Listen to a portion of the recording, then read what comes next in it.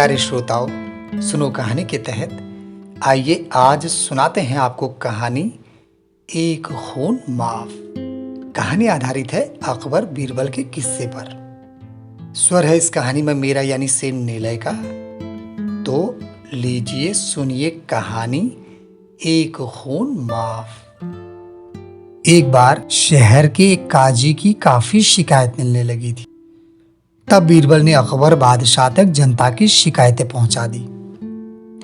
बादशाह ने काजी को बुलाकर उसकी शिकायतों के बारे में उससे स्पष्टीकरण मांगा और उसके स्पष्टीकरण न दे पाने की वजह से उसे पद से हटा दिया। काजी को इस बात की जानकारी बीरबल से ईर्ष्या करने वालों से मिले बगैर न रही कि यह सब बीरबल के द्वारा षड्यंत्र रचने से हुआ है। काजी ने अपनी मन ही मन प्रतिज्ञा की कि वह बीरबल को अपने षड्यंत्र से मौत के घाट उतार कर रहेगा। अपना पद गंवाने के बाद काजी बहुरूप धारण करने वालों की संगीत मंडली में रहने लगा। खूब लगन से बहुरूप धारण करने की कला सीखी। फिर दिल्ली लौटकर अपनी कला का प्रदर्शन लोगों के सामने करने लगा। उसे बहुत प्रशंसा मिली, जैसी कि उसे उम्मीद थी। बादशाह तक उसकी तारीफ पहुंची। बादशाह अकबर ने अपने दरबार में बुलाया और उसे अपनी बहुरूप की कला दिखाने को कहा। चूंकि उसने वेश बदल रखा था, अतः ना तो बादशाह उसे पहचान सके, ना ही बीरबल और ना ही अन्य कोई दरबारी। काजी बहुरूपिया ने कहा, मैं आपको सिंह का बहुरूप दिखाऊंगा महाराज। बिल्कुल ऐसा लगेगा आपको मानो सिंह शिकार कर रहा हो। पर इसके लिए जापना, आपको मेरे सिर एक खून माफ करना पड़ेगा। बादशाह फौरन बोल उठे, माफ किया। फिर वह तुरंत बोल उठा, मेरा आग्रह है जापना कि मेरे कल के प्रदर्शन के अवसर पर गुणी बीरबल जी भी वहां उपस्थित अवश्य रहें। बादशाह फौरन बोल उठे, ऐसा ही होगा। उसके जाने के बाद बुद्धिमान बीरबल ने उसकी दोनों शर्तों पर गौर किया। पहली शर्त थी उसके सिर एक खून माफ करने की। दूसरी उसके अर्थात बीरबल के वहां उपस्थित रहने की। बुद्धिमान बीरबल के मस्तिष्क में खतरे की घंटी बज उठी। अगले दिन जब वे दरबार में पहुंचे तो पूरी तैयारी के साथ आए थे। बहुरूपिया शेर का रूप बनाए कुर्राता दहाड़ता दरबार में हाजिर हुआ। सचमुच उसका यह रूप इतना सजीव था कि दरबारी सचमुच सहम उठे।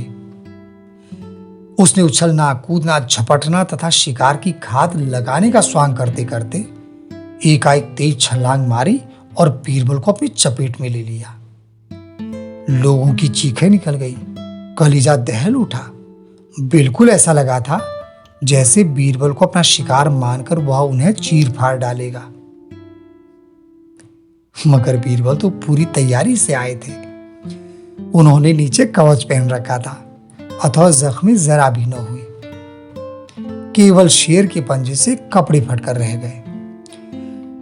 साथ ही अपना बचाव करते समय बीरबल ने उसे नशे के द्रव्य में बुझी हुई ऐसी सुई चुभू मारी कि वह उछाल मारकर दूर जा गिरा और बहुत देर तक बेहोश हो गया।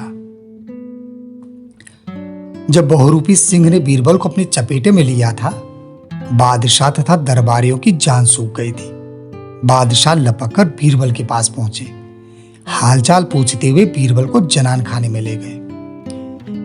बीरबल सकुशल थे, अतः बादशाह की चिंता मिटी। बीरबल ने बताया, जापना, मैं उसी समय सतर्क हो गया था जब उसने कल एक खून की माफी और मेरे दरबार में उपस्थिति की शर्त रखी थी। बीरबल ने यह भी कहा, जापना, उसने जानबूझकर मुझे जान से मार देने के लिए ही हमला किया था। बादशाह क्रोध से भरकर बोल उठे, उसे फांसी पर चढ़ा दिया जाना चाहिए बीरबल। बीरबल ने कहा, इससे आपकी न्याय की बदनामी होगी जापना। अगर वह मुझे मारने में कामयाब हो भी जाता तो भी आपको उसे फांसी पर चढ़ाने का कोई हक नहीं था, क्योंकि उसने ये खून, दूसरे शब्दों में मेरा खून माफ करा लिया था आपसे जापना। बादशाह फौरन बोल उठे, फिर क्या किया जाए बीरबल? बीरबल ने कहा, जहर से ही जहर की काट की जानी चाहिए जापना। किसी को साबित भी न होने दीजिए कि उसने मुझ पर जानलेवा हमला किया था। स्वांग भरने की उसकी कला की प्रशंसा कीजिए, उसे इनाम दीजिए। बादशाह ने फौरन पूछा, इससे क्या होगा बीरबल? बीरबल ने कहा, लोग आपके इंसाफ और कला प्रेम की वाहवाही कर उठेंगे। फिर उसे अगले दिन एक स्वांग और करने का हुक्म दीजिए। उसे कहिए वह सती का स्वांग करे। सती का स्वांग करते हुए जलती हुई आग की चिता पर बैठकर दिखाए। बादशाह को बीरबल की युक्ति पसंद आ गई। दरबार में जाकर उन्होंने वही किया और बहुरूपिये को बुलाकर उससे वही कहा जो बीरबल से तय हुआ था। इनाम पाकर जहां बहुरूपिया बहुत प्रसन्न था, वहीं सती के स्वांग के नाम पर उसकी जान सूखने लगी। बादशाह का हुक्म था, अब टाले तो टाले कैसे? विवश होकर उसने अगले दिन सती के स्वांग के लिए आना ही पड़ा। जलती चिता में सती बनकर जलने का उसने वो सजीव अभिनय किया कि हर ओर से वाह वाह की आवाजें उठने लगी। बीरबल ने कुछ सेवकों, कुछ हकीम वैद्यों को तैयार कर रखा था।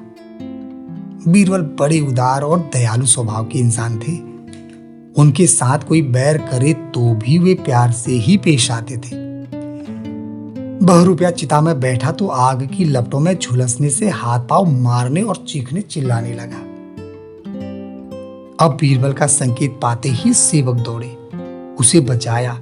वैद्य हकीम उसके इलाज में जुट गए। कुछ दिनों के इलाज के बाद वह बिल्कुल ठीक हो गया।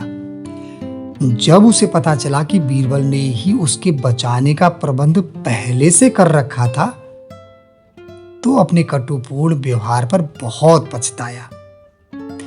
उसने बीरबल के पैरों में गिरकर माफी मांगी और अपने असली रूप का प्रदर्शन कर बादशाह से भी क्षमा मांगी। और बीरबल के कहने पर बादशाह ने भी उसे माफ कर दिया।